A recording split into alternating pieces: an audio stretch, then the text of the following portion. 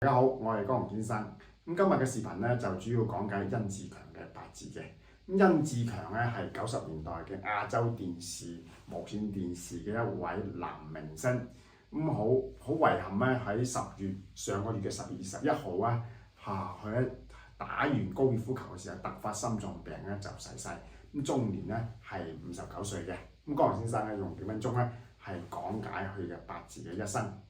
喺9月份咧，我都聽過殷志強強哥喺騰訊視頻咧就唱歌嘅。當時咧我都讚下強哥強哥你唱歌真係非常之好。強哥就好禮貌咁回應我一句多謝。強哥係一個非常之好嘅一個人嚟嘅。90年代我都非常之中意睇佢嘅戲嘅。首先我哋睇睇強哥嘅八字先啦。強哥咧係屬羊嘅，丁未年。丁未年1967年嘅嚇，咁係己酉月甲申日，以甲木咧為一個立極點嚟嘅，佢屬甲木嘅。時辰咧就月亥時，100%係月亥時嘅嚇。我一陣會話俾你聽點解係月亥時。強哥嘅八字咧，甲木日元出生嘅新嘅月份咧，個官煞咧就非常之旺嘅。咁呢種格局咧一定係食神制煞，因為七煞好旺，我一定要制咗佢先。制咗七煞嘅時候，我咪可以出名啦，得到七煞嘅好處咯，名成利就咯嚇。咁強哥喺1989年咧，就喺丁未運嘅時候咧就出道嘅。當年咧佢喺1989年咧就係喺香港嘅10大 model 嘅佢就攞到獎嘅。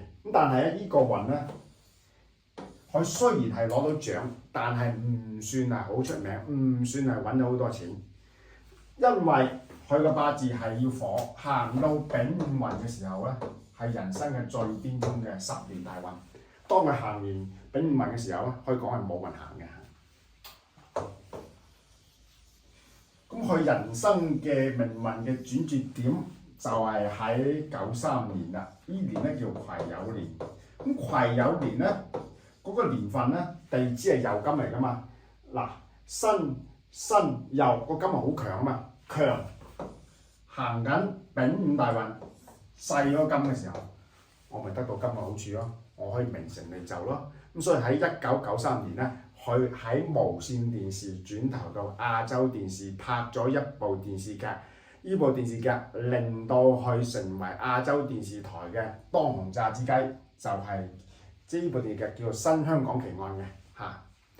呢部電視劇非常之好睇，就係1993年嘅嗰個流年。咁1994年咧就係佢嘅代表作《碧血青天楊家將》，佢就飾演展超。我哋睇睇呢個年份，呢個年份咧佢更加勁，就係喺甲戌年1994年。1994年咧叫辛酉戌咧，就叫3倍金局，個金更加強。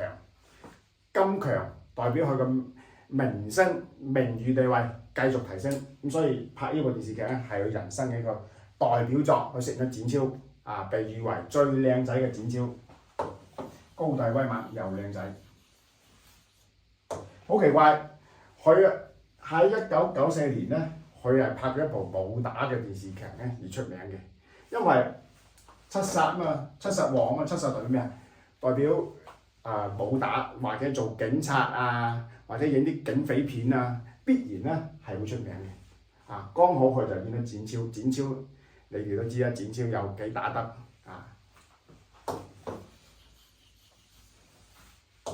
接下嚟咧就係喺1998年咧就與名媛咧就趙金興拍拖嘅。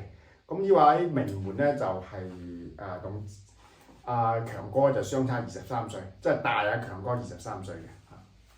嗰個流年咧叫戊寅，戊寅年1998年，寅合火，火非常之強，叫食傷生財，天干透過戊土出嚟。但係喺晴天霹靂咧，嗰個流年咧與甲申咧，佢個夫妻宮係天克地沖嘅。咁所以基本上可以斷定呢段感情咧係絕對唔能夠開花結果，因為趙金興喺不適合桃花嘅流年出現，通常都冇好結果嘅。呢個係我經驗。咁當佢呢段感情咧，就係同名媛趙金興咧，就呢段感情咧係到咗2000年嘅4月份就結束咗嘅。咁其實咧好簡單，就係丙午運行完嘅時候，桃花星行完嘅時候，佢咪結束咯。好符合命格嘅。咁當佢行完丙午運嘅時候咧，強哥嚟講咧係屬於冇運行嘅。點解咁講咧？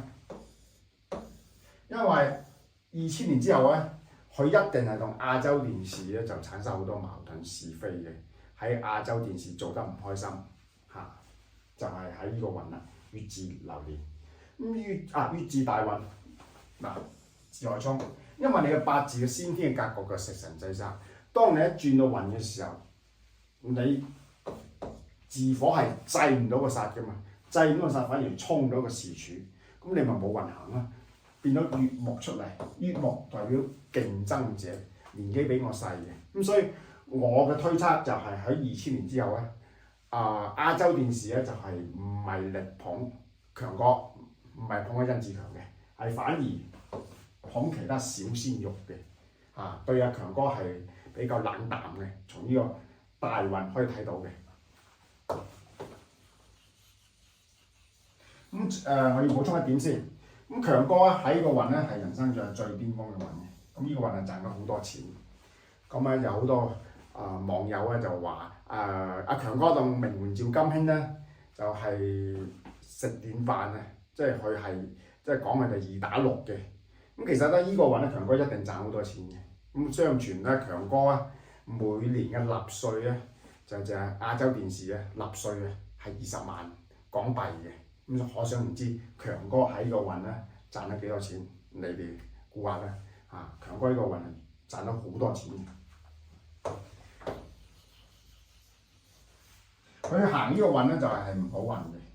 咁喺2003年咧，即係呢個流年咧，呢個流年咧就唔好嘅，因為癸水克丁啊嘛。印制食傷，食傷代表我嘅思想，我開唔開心就係睇個傷官噶嘛。制咗食傷之後受到打壓，我唔開心，咁所以佢喺2003年咧轉投到 TVB，咁喺 TVB 裏面咧就一直拍戲拍到2009年咧就離開 TVB 嘅，咁其實呢5年咧就冇乜大嘅發展。好嗱，因為佢自害沖啊嘛，你自害沖嘅時候你個出世高薪，咁你係冇發展嘅，即係做得唔開心，並且咧就壓力比較大即係受唔到 TVB 嘅重用啦，因為你制唔到7煞啊嘛。到咗2010年咧，就開始做生意嘅，咁行呢個運，咁呢個運做生意就肯定衰，因為咧你甲木出嚟叫甲己合土，甲己合土就變咗土嚟生我個金，肯定做生意肯定係蝕錢。並且土生金咧，通常咧做生意咧就係因資金嘅壓力嘅周轉不靈嘅。你睇下天干地支甲木，天干係甲木，地支係辰，辰又合金，咁佢做生意一定係蝕咗好多錢嘅。做到2016年咧就係執晒笠啦，結束咗全部嘅生意。咁之後咧，2016年之後咧就開始咧就係做慈善為主嘅。咁其實都可以睇到，因為佢晚年咧。係亥啊嘛，亥代表咩啊？慈善啦，咁所以佢係喺晚年時候50歲咧，就開始係做慈善嘅，成立咗好多基金會㗎喺香港，好符合嘅命格，咁所以佢個八字一定係亥時嘅，咁最後我江龍先生咧就講解點解甄志強喺今年會逝世咧？咁首先我哋睇睇今年先行緊呢個運。咁呢個運咧有一個唔好嘅地方咧，就係因為佢係靠個丁火為嘅用神，你靠個丁火嚟制住煞嘅嘛。咁當你行個癸卯運嘅時候，個癸水咧就一定係制呢個丁火。咁咧丁火係你嘅用神嚟噶嘛，用神看用神不如看守護神，呢個係我江寧先生一個發明嘅一個觀點。守護神係非常之關鍵嘅，佢個守護神一個己土。呢個己土係守護住個丁火嘅，咁當呢個己土失守嘅時候，咁個癸水咪攻入去，懟冧你個丁火啦。剛好行到月字年。月字年個月木出嚟嘅時候，咪制咗幾土，制咗幾土之後，丁火咪受傷。其次，月字年個自害一沖咗個印星嘅時候，個印星咪保護唔到啊，個七殺咪攻入去咯。所以我點解推測阿強哥係100%係亥時出世嘅？